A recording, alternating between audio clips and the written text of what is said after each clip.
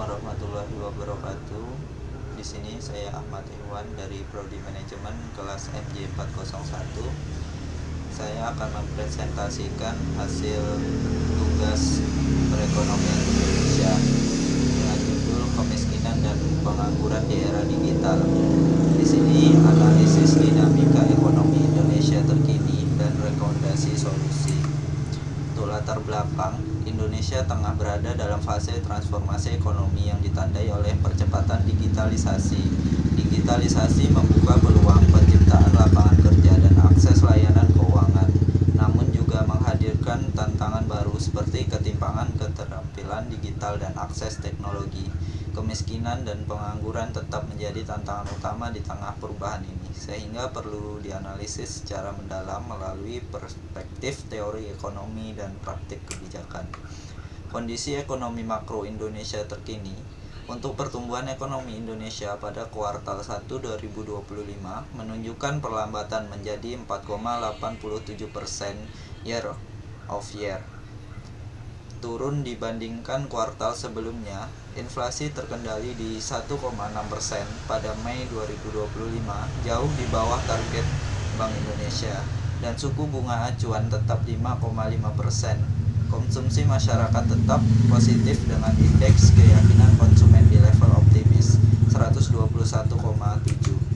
Untuk tingkat kemiskinan dan pengangguran, angka kemiskinan per Maret 2024 mencapai 9,3% atau 25,2 juta jiwa. Versi Bank Dunia dengan garis kemiskinan sekitar 6,85 dolar per hari menyebut sekitar 60% penduduk Indonesia termasuk miskin secara global. Pengangguran terbuka Februari 2025 sebesar 4,76% atau 7,28 juta orang, dan 59,4% pekerja Indonesia berada di sektor informal. Tantangan di era digital, transformasi digital belum merata, banyak pekerja belum memiliki keterampilan dan digital secara dasar dan akses internet. Gig ekonomi berkembang tetapi sebagian besar masih di sektor informal tanpa jaminan kerja. Fenomena kemiskinan digital muncul, di mana masyarakat yang tidak tersentuh teknologi semakin tertinggal. Vintage yang tidak diatur dengan ketat juga menimbulkan resiko utang digital, over indebtedness. Teori dan kebijakan ekonomi, pendekatan Keynesian mendorong peran negara untuk memperkuat permintaan melalui stimulus seperti bantuan sosial dan kartu prakerja. Kebijakan moneter dilakukan dengan menjaga suku bunga rendah dan mendorong transaksi digital QRIS atau BI Fast. Teori dualisme Lewis menjelaskan keterpisahan antara sektor formal dan informal.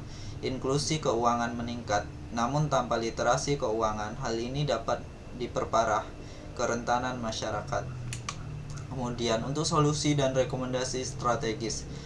Untuk solusinya sendiri yaitu perluasan pelatihan digital dan sertifikasi keterampilan berbasis pasar, kemudian dukungan insentif pajak dan perlindungan sosial untuk pekerja informal. Lalu literasi keuangan dan pengawasan ketat OJK terhadap pinjaman digital. Redefinisi garis kemiskinan agar mencakup kebutuhan digital seperti internet dan perangkat. Lalu kolaborasi antar lembaga dan dunia usaha untuk sinergi kebijakan inklusif. Untuk kesimpulannya sendiri, transformasi digital Indonesia membawa potensi besar dalam mengatasi kemiskinan dan pengangguran. Namun, tanpa intervensi kebijakan yang menyeluruh, hal ini justru bisa memperlebar kesenjangan.